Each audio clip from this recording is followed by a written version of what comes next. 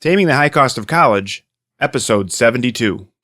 You have kids, they grow up, and before you know it, it's time to plan for college. Where do you start? How much is it going to cost? Will you qualify for financial aid? Should you be looking into scholarships? When will you be able to retire? What about student loans?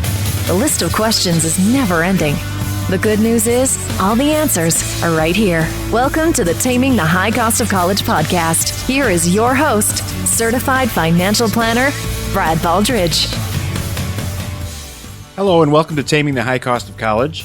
I'm your host, Brad Baldridge. Today we have a great episode with Michael Vawter. He is a college robotics expert, I guess you could say. He won scholarships and did a lot of great things through his passion of working in robotics, through the LEGO programs and others. And he has a great story on how he was able to win scholarships and choose a school and all kinds of wonderful things because he was passionate about robotics and willing to learn and work hard at robotics. So we're going to jump into that episode in just a minute, but before I do that, I also wanted to talk a little bit about a quote that I heard. I was at a presentation yesterday with the Wisconsin School Counselors Association, and they had a great speaker, and the quote that he put up on the board said, "The illiterate of the 21st century will not be those who cannot read and write, but those who cannot learn, unlearn, and relearn." And that's a quote from Alvin Toffler. But I think it kind of strikes home with me, and I think it's part of the process that we need to start working with on our kids. The idea that college is going to be 4 years, then you're going to learn all you need to know, and then you're going to go off and go to work is an illusion in today's world. What you learn in college may or may not apply to what you're actually going to be doing, so there will be on-the-job training. There will be other avenues that students will need to learn in order to be an effective and useful employee. And of course, once they've done that, they may change career paths or new technology may come along where they're going to have to learn something new. The idea that you're going to work the line at a manufacturing company for 40 years and retire with a nice pension is gone. And most workers are going to have to be able to participate and add value in many different ways along their career. So I think that was a great lesson, and I look forward. The speaker is writing a book, and we'll talk more about that in the future when the book is out, because I hopefully will be able to interview him.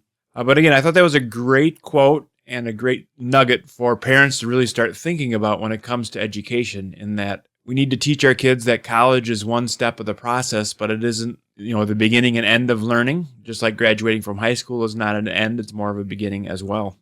All right, again, I'm going to talk with my kids a little bit about this. I hope you do too. And let's jump into the interview with Michael. All right, today I'm sitting down with Michael Vawter. He is the founder of Robot Academy. Welcome, Michael. Hi, how are you? I am doing great. It's great to have you. So tell us a little bit about your story and what Robot Academy is, please. Sure. So Robot Academy does summer camps for middle school and elementary school students with robotics. The goal is to help kids understand the wonders of robotics. And we also have a curriculum that's coming out for schools soon. So that's what I do. And also I'm a musician, and I graduated somewhat recently, a couple years ago. So the whole college experience is somewhat new. I got a lot of scholarships through science competitions and robotics competitions. So that's mainly what I hope to help your audience with. Okay, well, great. Well, let's talk a little bit about your story, because I think people can learn a lot from it. So let's skip the being born in a log cabin and fast forward to, like, say, sophomore, junior year. So can you describe what it was like for you in high school and kind of what activities you were involved in and that kind of thing? Sure. So I was homeschooled, actually, all the way through high school. Wow, okay. And a huge aspect of my high school experience was competing in robotics and science competitions. So I discovered robotics when I was extremely young. And so I was one of those kids that was always playing with Legos and building robots then out of Legos once the Lego robotics kits were invented. And then I discovered this competition called the First Lego League. And I think there are hundreds of thousands of kids now across the world that compete in this. So I competed in it for 4 years in middle school and ended up winning first place in the whole world at the time there were, I think, around 10,000 teams in the world. And so that was an awesome experience. And then it led me into other science competitions So that was a huge focus in middle school, and then in high school for me was extracurriculars and being a part of those different competitions and doing real world projects like that. Okay, so you were competing at a relatively young level, and then, so did you also get involved then in college courses, or, I mean, were you, I or did. other courses that were kind of teaching you robotics prior to going to actual college? Well, that's a good question. So robotics was mainly, I just learned on my own, and it was sort of trial and error. I did do some college classes in high school. That's sort of a trendy thing for homeschool kids to do. But I didn't really study robotics formally. Okay. So it's all stuff that you learned. All right. So if I am a parent of a Lego builder, as you mentioned, so I guess explain a little bit more. You mentioned something about the Lego League and the Lego, and I'm pretty sure my son has, is it the Mindstorm that you're referring to? Yeah, exactly. Okay. Well, first of all, if you have kids that are into building Legos, you're already a step ahead, because there's a lot of evidence that, I mean, if your kid is into building with Legos, then probably you have a kid who's very mechanically oriented and who has a future in, engineering and design and all of that. So that's awesome. What you have to do, though, is you have to sort of stimulate productivity in that realm. So what I mean is, it's one thing to just build Legos, but it's another thing to actually have an opportunity to build Legos in sort of a structured setting and to try to solve specific challenges. So that's what was huge for me, is to then enter these competitions where I wasn't just sort of casually building Legos in my room, but I was actually solving challenges with the Legos and then convincing judges that my solutions were good. And that's where I started to learn a lot as a kid. Okay. When you're involved in these competitions, are you on a team or are you playing solo, so to speak? So it changes. The first Lego League is a team of 3 to 10 kids. But then some of the other robotics competitions and science competitions I did were individual. I won an award when I was young for the Invention Convention, which is an individual competition where kids just create inventions and have an invention journal and document their process and get experts. And there are a lot of different competitions like that, and those are super important too. It's important to have the team skills, but then also the individual project management skills as well. Okay. So if we're thinking that this might be of something of interest, how do we find, a Lego team, or how do we find other competitions, or are there resources out there or websites, or how do you get started? That's a very good question. The first thing that I would honestly do is Google it, because it changes every now and then, but just search for science competitions and then for a specific age group. And the first Lego League is the robotics one that I highly recommend, but you need a team and you need a coach. And so a lot of schools will have a team. Some of the competitions, though, are easy enough for parents to coach, and that's what my parents did. And I owe a lot to them, because they stepped in for a lot of these competitions and they played the coach role. Which is more or less demanding depending on the competition. So for some of the competitions, like for example, there's one that I'm a huge fan of called Exploravision, and it's sponsored by Toshiba and the National Science Teachers Association. And I won that one in high school. So for something like that, it's basically the main thing that you have to do to enter is you prepare, you create an invention, something that solves a real world problem, and then you basically put together a research paper to support it and some supporting documentation, that kind of thing. So there's not actually a competition that you have to go to until you win, and then you get to go on the free trips to meet the other winners and meet really cool people. I was on TV with Bill Nye the Science Guy once. Really cool stuff like that. But actually entering the competition, all you have to do is basically prepare a research paper. And so a parent can help with that, and a parent can, as the coach, just sort of make sure that all the materials are created and the deadlines are met and that sort of thing. Okay, so I have to ask this question. So how sciencey are your parents? I mean, So are they they coaching you technically, or are they just moral support and being the adult to make sure things are going properly? Somewhere in between. My parents are decently sciencey. They were both computer science majors, but I did all of the technology and invention stuff myself. So my parents don't know anything about robotics or anything like that. So and that's generally the idea is for these competitions, the parent mainly plays a time management, project management role to sort of help the student figure out what they need to do and sort of provide encouragement. So with all the students that I've mentored to go through some of these competitions, usually the parents, what's required of the parent is to be engaged and to help. The kid has to be the one to figure out the technology.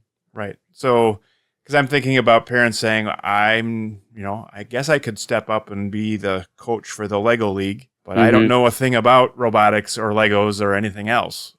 Are they still capable of doing that? Yeah, that's really fine. In fact, it's encouraged in some ways, because if the parent is too into robotics and already knows the technology, then it can be tempting for the parent to have more of an active role than is actually helpful in terms of building the stuff. So it can be good to just, you provide the project management, the functionality there, and then the kids kind of sink or swim based on how well they're able to figure it out. And you just have to, as a coach too, you just try to provide them with resources. There are a lot of good resources online for students for getting started with robotics, for example. So that's really the parental role, is to find the resources for the kids. Right. I guess with the explosion of the internet and YouTube and et cetera, I would guess that there's a lot of how-to type videos and websites, et cetera, that could help students with their Lego projects or any other robotic area. Exactly. And what's cool though is the kids are really good at finding that stuff too. That's been my experience, is kids know how to just sort of go on YouTube and find tutorials for stuff. Right. Yeah. As my son is doing that now. He's not so much into robotics as Minecraft. Classic. But, it's kind of Legos electronically, but he's very capable of watching people do what he's trying to do and then pick it up from there. Yeah. All right. So I guess the bottom line is, if you're a parent and you need to support and you don't feel technically capable, then you can certainly just step up and just be the person that says, that coordinates the room at the school and talks to the principal or whoever it is to get the club started, and then be there and show up with the cookies and the juice boxes. And exactly. And then when it gets technical, you have to say, well, I can't help you there, and send them off to the YouTube or whatever. But again, somebody has to kind of step up and make it happen, just like the Brownie troop and the Cub Scout troop and et cetera, et cetera.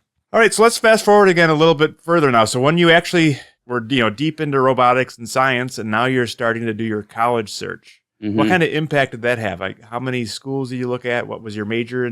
What were your intentions? That kind of stuff. Oh boy. So I applied to like 20 schools or something crazy, because I really didn't know what type of program I wanted. And so I applied to a whole bunch of engineering schools, and then I applied to some liberal arts schools as well. And I ended up going down the liberal arts route. So I applied to way too many. I had kind of a shotgun approach, and it took a lot of time. Okay. So then what school did you end up at? I ended up going to Denison, and I studied organizational psychology. And I did a lot of research there, and it was great. It was a wonderful experience. Great liberal arts school. I ended up deciding not to go with engineering. I got into some cool engineering schools too. In the end, I think because of all the robotic stuff, I kind of thought that engineering was going to be what I wanted to do, but I ended up not being really into math, or robotics was more of a problem-solving thing for me, and the science competitions were all about problem-solving. So yeah, I ended up not wanting to do engineering. So that's why I applied to so many schools, was because I was basically splitting it between all these different programs, not knowing what I wanted yet. Right. Okay. So then, because of your robotics competitions and so forth, I assume scholarships, mentioned you'd won some already, and then do you think that had an impact on what you ended up paying for college? How did that work out? Definitely, yeah. So I got over $500,000 in scholarships to different schools, and it was all based on just sort of the application I was able to put together with all my credentials from middle school and high school science competitions, which was really a huge blessing to be able to do that, because I had a bunch of different schools that would have been tuition free.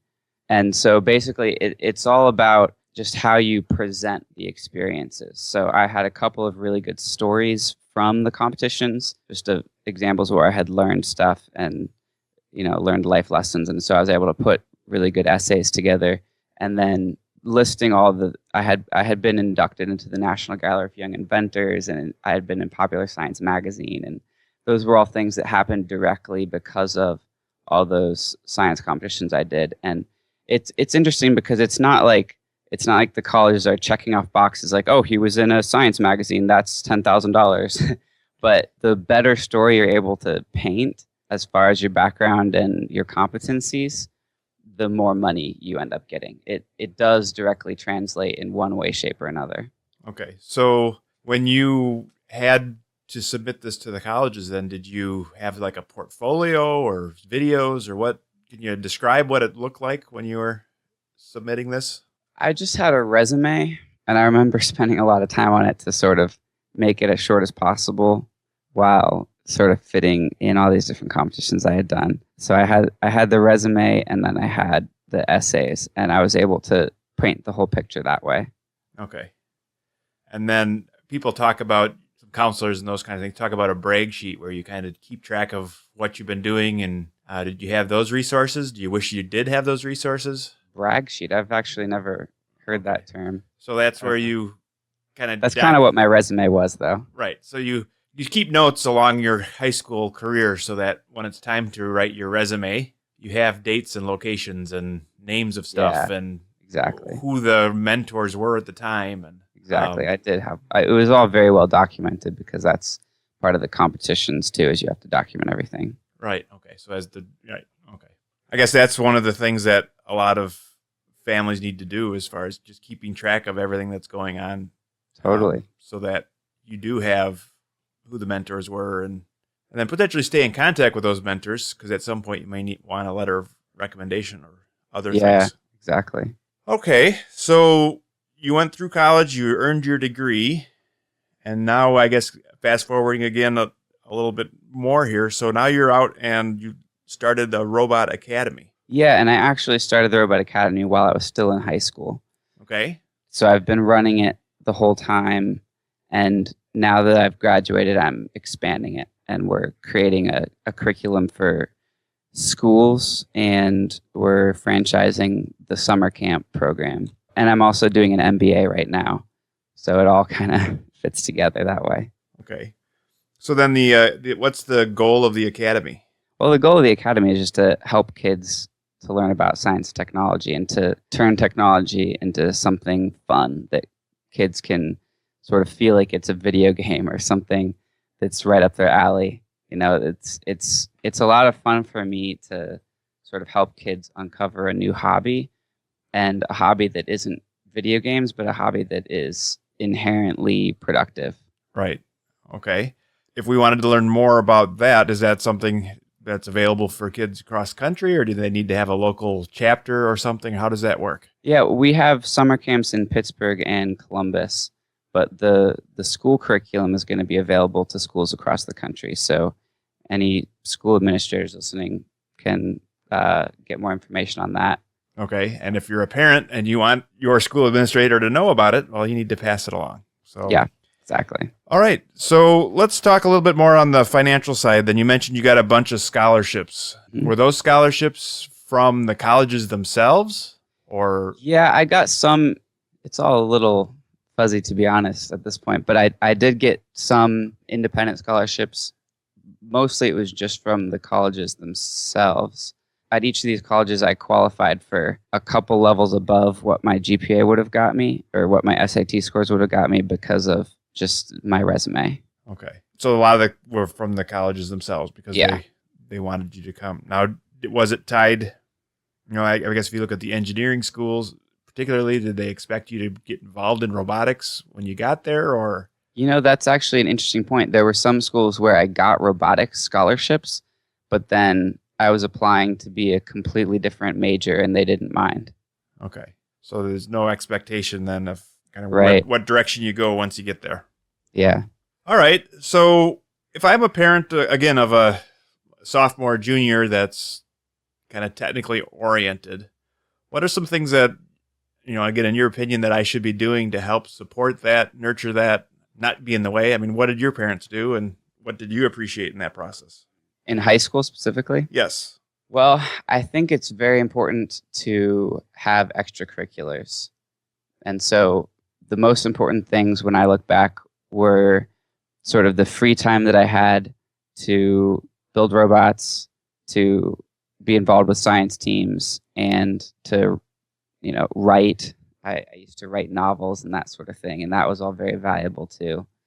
So that's, I guess, just a general principle is to free up kids' time so that they can have creative pursuits and hobbies, because that's a lot of the stuff that ends up being more valuable than formal education. Okay. So some after school time. Now, were you involved in sports and things like that as well, or how did that fit into I it? was. I was a fencer through high school, and I rode for a couple years as well. I was a swimmer before that, so I was always somewhat involved in sports, but it was never my primary passion. Okay. Well, great. I guess as we look back on it, then, so the robotics challenges that you were in, what types of how much competition was there, and what did it really take to win? I mean, is this something that quote unquote anybody can do, or is this more of the people that were in it are really hardcore? So that's an interesting question. There are different approaches to these competitions.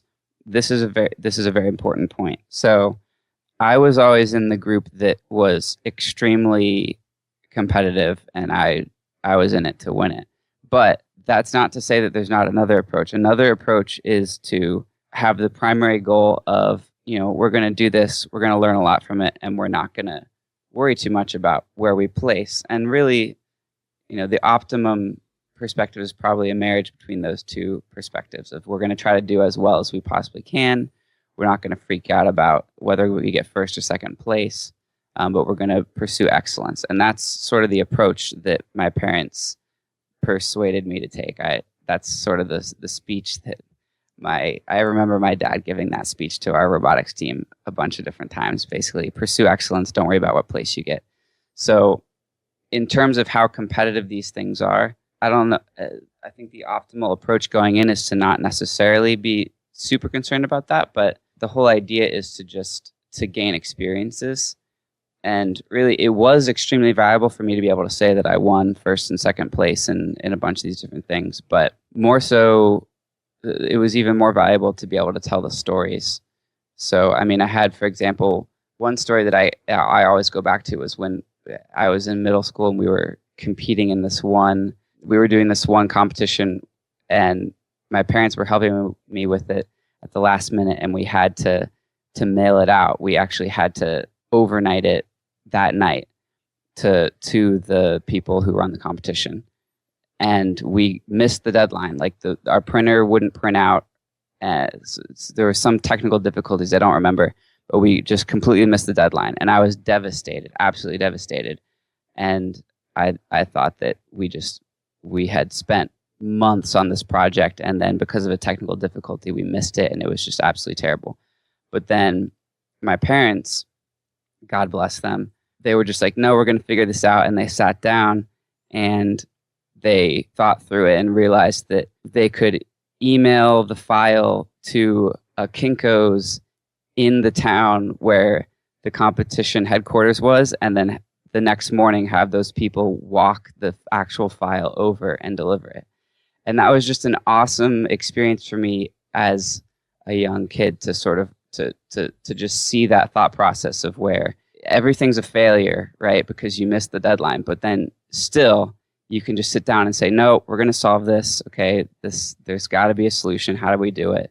And then you just figure it out. And that's been the number one lesson, I guess. But my point is that it's those things and being able to tell stories like that are the prime value from the competition, not necessarily the first or second place. Right.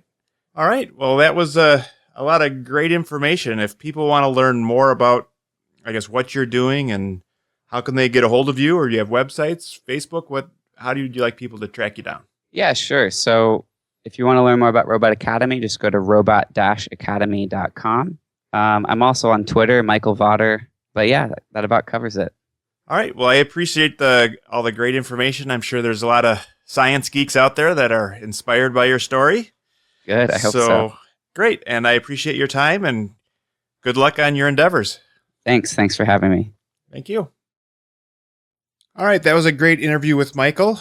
I hope you learned a lot. And if you have a student that has a passion, whether it's robotics or anything else, I encourage you to think about how that passion can be fostered, can be used, find a way where we can apply that to your student's future college, whether it's pursuing scholarships in that particular field, whether it's learning leadership skills and by being a leader in that area so that, you can advance those skills, or there's lots of different ways that you might be able to use any talent, whether it's musical or scientific or athletic. There's lots of different ways that our students excel out there. And I think the first step is recognizing that they are excelling and figuring out ways that you can use those great traits of our students and apply them to our college process and our college career. All right. As always, we appreciate reviews at iTunes and Stitcher. And if you're finding value in these podcasts, we'd appreciate it if you showed a friend how to podcast. I think a lot of parents out there are new to podcasting. And if you spend a few minutes working with a friend and just saying, hey, this is how podcasting works, there's great opportunities to learn about college through this podcast, obviously, but there's also great opportunities to just learn. Another avenue of that lifelong learning. I use a lot of podcasts to learn different techniques for my business. I use it for entertainment. And I think a lot of parents would appreciate someone giving them that little nudge and showing them how podcasting works so they can take advantage of all that's out there in the podcast world. That's all we have for today. We'll see you next week. Thank you for listening to the Taming the High Cost of College podcast. Now it's time for you to take action. Head to tamingthehighcostofcollege.com for show notes, bonus content, and to leave feedback for Brad. The next step on your college journey starts now. Brad Baldridge is a registered representative of Cambridge Investment Research and an investment advisor representative of Cambridge Investment Research Advisors, a registered investment advisor. Securities are offered through Cambridge Investment Research Incorporated, a broker-dealer and member of FINRA and SIPC. Brad owns two companies, Baldridge Wealth Management and Baldridge College Solutions. The Baldridge companies are not affiliated with Cambridge Investment Research.